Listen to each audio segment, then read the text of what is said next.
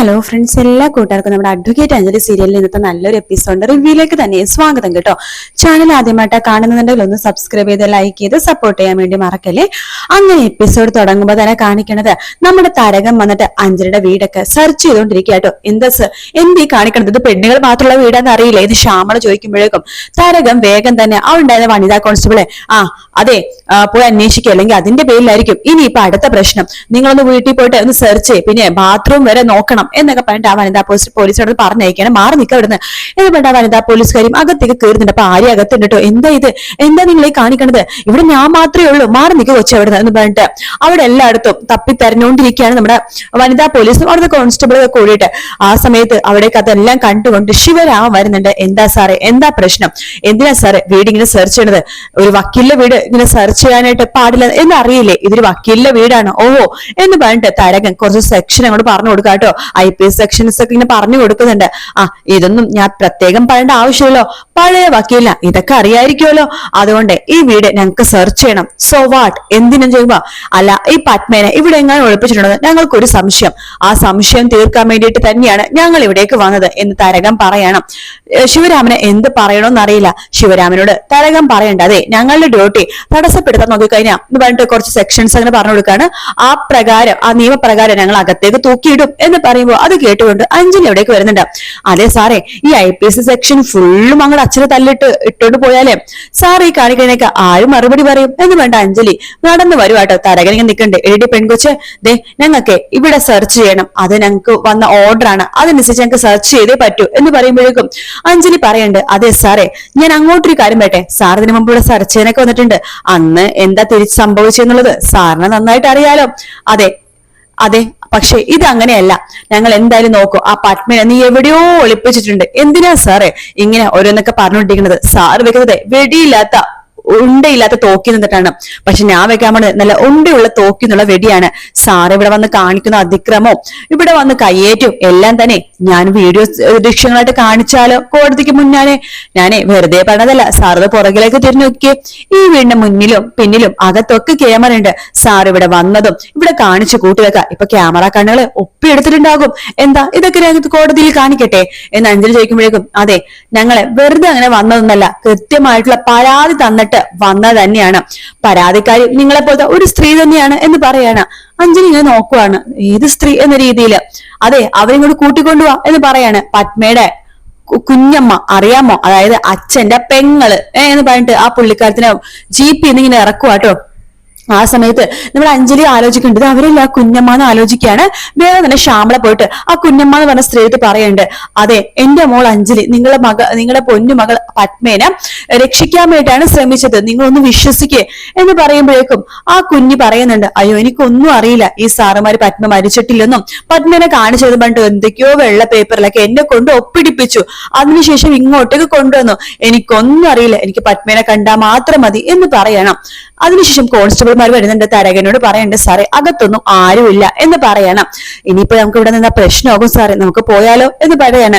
അപ്പൊ തരകനും കൂട്ടരും അവിടെ അങ്ങോട്ട് പോകാൻ പോകുമ്പോഴേക്കും ആ കുഞ്ഞു വരുമ്പോഴേക്കും നിങ്ങൾ എവിടെ പോകുന്നു തള്ളേ, നിങ്ങൾ വണ്ടിയിലൊന്നും കയറണ്ട, നിങ്ങളെ കൊണ്ട് വലിയ ആവശ്യമൊന്നുമില്ല എന്ന് പറഞ്ഞിട്ട് അവരെ പോലീസ് ജീപ്പിൽ കയറ്റാണ്ട് ബാക്കി എല്ലാവരും പോലീസ് ജീപ്പിൽ കയറി അങ്ങ് പോകുവാട്ടോ. അത് കണ്ടുകൊണ്ട് നമ്മുടെ അഞ്ജലി കുഞ്ഞിന്റെ അടുത്തേക്ക് വരുന്നുണ്ട്. കണ്ടില്ലേ, അവരുടെ ആവശ്യത്തിന് വേണ്ടി മാത്രമാണ് അമ്മേനെ കൂട്ടിക്കൊണ്ടുവന്നത്. ഞങ്ങൾ പറഞ്ഞത് അമ്മ വിശ്വസിക്കുക. പത്മേനെ കൊല്ലാൻ വേണ്ടി നടക്കുന്ന ആൾക്കാരില്ലേ, അവരുടെ കൂട്ടത്തിലുള്ള ആൾക്കാരെ ഇപ്പൊ വന്ന പോലീസുകാര് പത്മേനെ എവിടെ ഉണ്ടെങ്കിലും ഞങ്ങൾ കണ്ടുപിടിച്ച് തരും. അവളെ ജീവനോടെ ഉണ്ടെങ്കിൽ തീർച്ചയായിട്ടും അമ്മയുടെ മുമ്പിലേക്ക് ഞങ്ങൾ അവളെ കണ്ടെത്തിക്കൊണ്ടുവരും എന്ന് അഞ്ജലി പറയാണ്.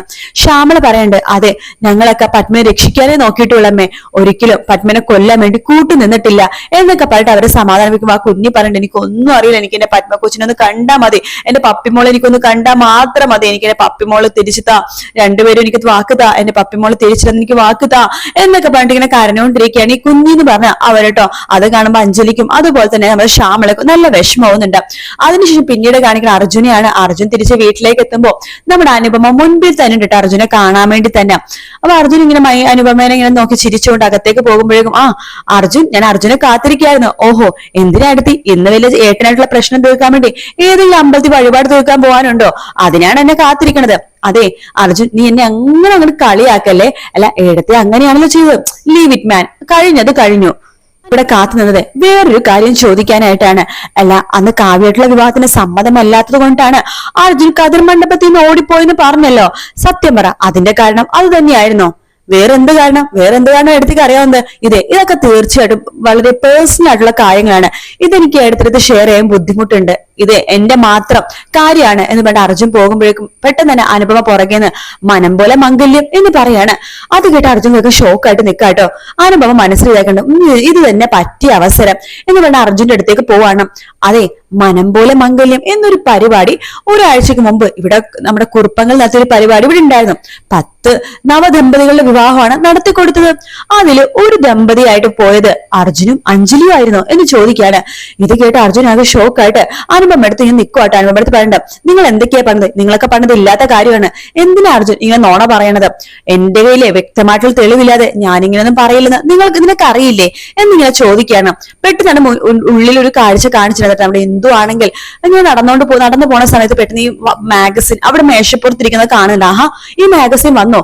ഞാൻ അന്വേഷിച്ച് നടക്കുമായിരുന്നു. എന്നിട്ട് പണ്ട് ആ മാഗസിന്റെ പേജസ് ഒക്കെ വായിച്ചു നോക്കാണ്.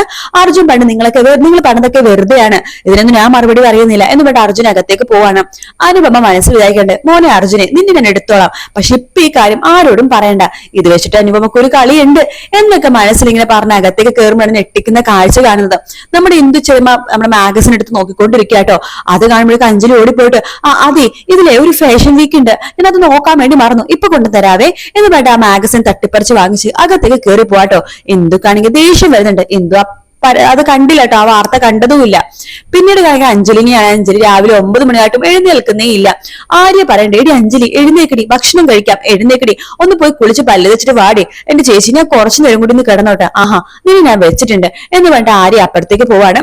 ശ്യാമള ചോദിക്കണ്ടേ, അല്ല അവൾ എഴുന്നേറ്റില്ലേ? ഒന്നും പറയണ്ടേ, ഞാൻ കുറെ പ്രാവശ്യം വിളിച്ചു, അവൾ എഴുന്നേക്കുന്നില്ല. അതെ, അപ്പച്ചൊരു കാര്യം ചെയ്യും, ഒരു ബക്കറ്റ് നിറയെ വെള്ളം എടുത്തേ അവളെ തലവഴി ഒഴിക്കും, ഞാൻ അങ്ങനെ തന്നെയാ ചെയ്യാൻ പോണത് എന്ന് പറഞ്ഞിട്ട് ശ്യാമള വേഗം അഞ്ജലി അടുത്തേക്ക് പോവാണ്. എടി പെണ്ണെ എഴുന്നേറ്റ്, സമയം എത്രയെന്ന് അറിയാവോ? പോത്തുപോലെ കിടന്നുറങ്ങാം. എന്റെ അമ്മേ, ഞാൻ ഉറങ്ങുമല്ല, ആലോചിക്കുക, ലോ പോയിന്റ്സ് ആലോചിക്കുകയാണ്. അമ്മ ഒന്ന് ശല്യപ്പെടുത്താതെ പോയിക്കേ എന്ന് പറയുമ്പോഴേക്കും നിന്റെ ലോ പോയിന്റ്സ് ആലോചന, നിന്റെ ഉറക്കം ഞാൻ കളയുന്നുണ്ട്, ഇവള് കിടന്ന് ഉറങ്ങുന്ന ഉറക്കം കണ്ടില്ലേ? എടി അഞ്ജലി എഴുന്നേക്കടി, ഓ ഈ അമ്മയുടെ ഒരു കാര്യം എന്ന് പറഞ്ഞിട്ട് അഞ്ജലി പതുക്കെ ഇങ്ങനെ എഴുന്നേക്കുവാണ്. പക്ഷെ അമ്മളിങ്ങനെ പോവാൻ വേണ്ടി പോകുമ്പോഴാണ് പെട്ടെന്ന് ആ കാഴ്ച കാണുന്നത്. അഞ്ജലിയുടെ കഴുത്തില് ഒരു താലിമാല ഇങ്ങനെ കിടക്കുവാട്ടോ. അത് ശ്യാമള വേഗം അഞ്ജലിയുടെ അടുത്തേക്ക് വരുന്നുണ്ട്. എന്നിട്ട് വേഗം തന്നെ താലിമാല എടുത്തിട്ട് കൈകൊണ്ട് ഇങ്ങനെ എടുത്ത് നോക്കുന്നുണ്ട്. എന്നിട്ട് അഞ്ജലി എടുത്ത് ചോദിക്കാണ്, എടി എന്താടി ഇത്, താലിയോ? നിന്റെ കല്യാണം കഴിഞ്ഞോടി എന്ന് ചോദിക്കുമ്പോഴേക്ക് അഞ്ജലി പെട്ടെന്ന് ചാടിയാണ്. അമ്മേ അത് പിന്നെ, എടി കുരുമ്പട്ടവളെ, നീ ഞങ്ങളുടെ കുടുംബം നശിപ്പിച്ചല്ലോ, നീ നാട്ടുകാർക്ക് തന്നെ എന്ത് പറയൂ, നിന്റെ അച്ഛനോട് ഞാൻ എന്ത് പറയും, എന്താടി നീ കാണിച്ചത്, നീ ഏതൊരുത്തിനാണ് കിട്ടിയിട്ടാടി താലിമാല ഒളിപ്പിച്ച് വെച്ചിരിക്കുന്നത്, എപ്പോഴും നിന്റെ വിവാഹം കഴിഞ്ഞത്, എടി നാണമില്ലാത്തവള്, നിന്നെ കുറിച്ചൊക്കെ എന്തൊരു വിചാരവും വിശ്വാസമായിരുന്നു എനിക്കും ശിവരാമേട്ടനെന്ന് അറിയാവോ, എടി എന്താടി നീ കാണിച്ചു വെച്ചത്, എടി എന്താടി നീ കാണിച്ചതെന്ന് എന്ന് പറഞ്ഞിട്ട് ആ കൊതുകിനടിക്കുന്ന ബാറ്റ് അവിടെ നിർത്തിട്ട് അഞ്ജലിനെ അങ്ങോട്ടും ഇങ്ങോട്ടും കഴുത്തിലും കയ്യിലും കാലിലും ഒക്കെ ഇങ്ങനെ മുതുകത്തൊക്കെ ഇങ്ങനെ അടിച്ചുകൊണ്ടിരിക്കാട്ടോ. അപ്പൊ അമ്മ അടിക്കലേമേ, ഞാൻ പറയാമേ, കാര്യങ്ങളൊക്കെ ഞാൻ പറയാമേ, അമ്മ ബഹളം ഉണ്ടാക്കലേമേ, അച്ഛനോട് പറയലേമേ എന്നൊക്കെ അഞ്ജലി പറഞ്ഞുകൊണ്ടിരിക്കുന്നുണ്ട് കേട്ടോ.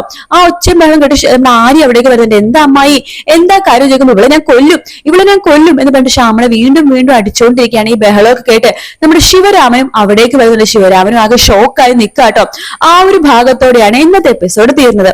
വീഡിയോ ഇഷ്ടപ്പെട്ട ലൈക്ക് ചെയ്യുക, സബ്സ്ക്രൈബ് ചെയ്യുക, കമന്റ് ചെയ്യുക. മറ്റൊരു വീഡിയോ കാണാം. Take care, bye bye.